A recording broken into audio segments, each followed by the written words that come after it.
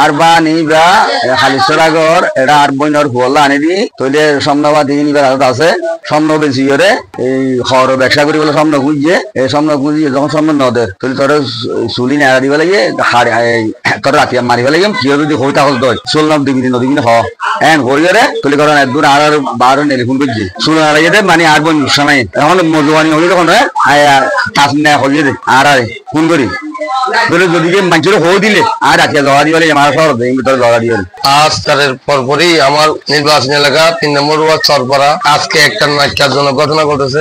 এক গৃহবধূর শাশুড়ির নাম রোকসানা আক্তার, ওনার পুত্রবধূ চুল আজকে ল্যাংটা করা হয়েছে। কে করেছে আমরা জানি না, আমি সহ প্রশাসন সহ আমরা জিনিসটা অনুভব করেছি। এখন আমি এই ব্যাপারে প্রশাসনিক ভাবে আমি আইনি ভাবে এটা সহযোগিতা কামনা করি। এটা ন্যাক্কারজনক ঘটনা, আমি এটা ধিক্কার জানাই। কে করেছে এটা আইনি ভাবে যেন এটা জিনিসটা সত্যটা উদ্ঘাটন হয়, সঠিক বিচার চাই আমি।